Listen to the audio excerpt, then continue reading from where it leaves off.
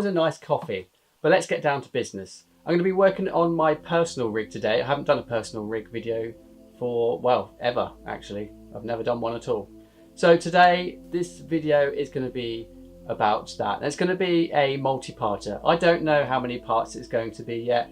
It will be as many parts until the build is complete. So let's talk about the current rig. So the spec of the system as it stands now is a Asus Z97 Pro Gamer motherboard, a socket 1150, and that is with a 4790K CPU. Yeah, I know it's several generations, more than several, old from what you can get now, but quite frankly I can't afford to buy a new one, and for me it works just fine at this moment in time, so I'm not too worried about that. We've got tons of Thermaltake RGB fans in here.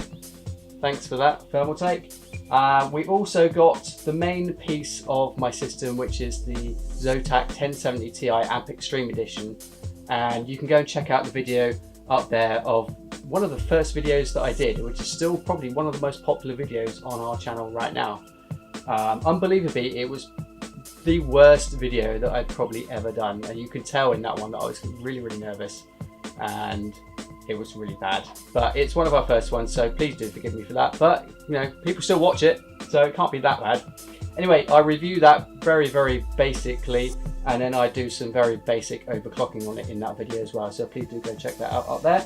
That is the centerpiece of this build, and with that I've got a Intel 600p NVMe drive in there, a 120 gig. I'm planning to update that because it's getting a little bit low on space, as you can imagine. I would never actually recommend giving 120 gig to the OS, especially on an NVMe drive where you only have one slot. Makes it a little bit difficult to upgrade later on. We've got 16 gigs of Kingston Savage 1866 RAM in here. Not the fastest you can get, but it's, again, for me, it's absolutely fine. I'm not too worried about that. We've got a Thermaltake Tough Power 1500 watt PSU. This is an older one. I'm not specific, I can't see the model number specifically because it's rotated inside this case, and I can't remember which model it is. And it's kind of a bit of a mess. It's ketchup and mustard cables. It's semi-modular, and I was going to try and get the extension pack for this, or at least get some cables for this, because I am missing some, so that I could rip the cables a bit better, because there are some longer cables in the full pack that you get with it. But unfortunately they don't do the packs for those anymore, so I couldn't get that. We also have an array of SSDs in here as well, and a couple of mechanical drives. I've got two 500 gig mechanical drives on the rear side, which you can't see from here. That is my editing drive currently, and that is going to be upgraded to two 240 gig SSDs. Nothing amazing, just some standard ADATA 240 gig SSDs, which are going to be striped, and that will be my main editing drive. So for the other drives, I've got two Samsung SSDs at the top there for games and various things like that, and another single 500 gig SSD there for more games and whatever else I bang on it. So that, as it stands, is my system, and as you can probably tell here, it's, I mean, I don't know if you can see the back, it's quite dusty and it does need a bit of a clean out. So we're going to be stripping the system today in preparation for transplanting everything into one of the biggest cases I have ever owned. It's the Core X71 from Thermaltake, and I did a video on that one as well. You can go and check that out up there. It is about £130 full tower case, fully modular, and I've already started doing some bits on it. You may, if you follow me on Twitter, I posted pictures of some of the bits I was putting in there. So currently, for show reasons, I've got a MSI Twin Forza 3 560 Ti, I think that is, in there at the minute, just so I could see how the mounting is going to work there. DVD writer at the top because it's still a thing.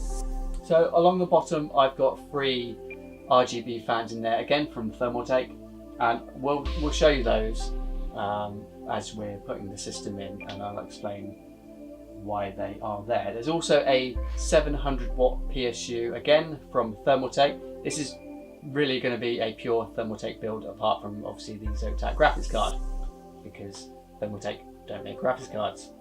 Shame. So that's a 700 watt RGB PSU in there, and I have mounted that one on the bottom. I don't know if you can actually see that. On the bottom, there are two places you can mount PSUs in this case, which is great and bad, because they missed a trick with this case, and it's something I should have mentioned in the review actually, is that you could have had two systems in this case. I mean, if you modded it, you probably still could put two systems in this case. You could have had a mini ITX in this section here, where they have the second place where you can mount a PSU, and you can have one in the bottom as well. It would have been pretty awesome if I could have put a mini ITX system in here for, say, a server or something like that. There are other cases out now that do that. It would have been nice for this one to have that, but this is a slightly older case. Probably wasn't a thing when this thing came out, but that's fine. For now, that's fine. I'm not too worried about that anyway. I have a server under the stairs that's doing its job. I don't need one in here right this second. So that is pretty much it. That is all that's going to happen today. I'm going to be stripping the current rig, cleaning the dust out from it, because it is awful. I didn't realise how dusty this thing was. And that is going to be the first thing that happens before I even get to putting it in that one. So without further ado, let's get started.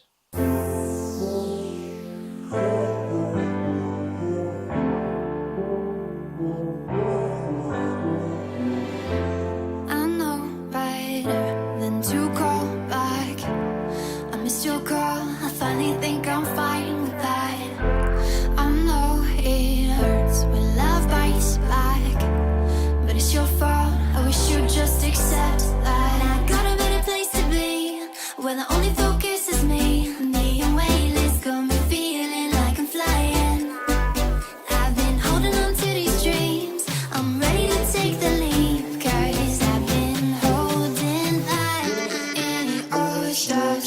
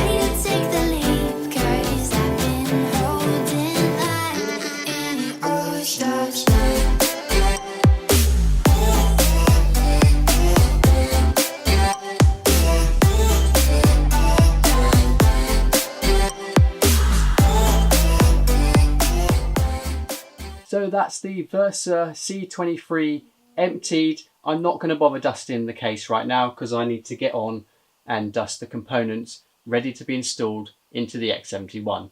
So let's get on with that now.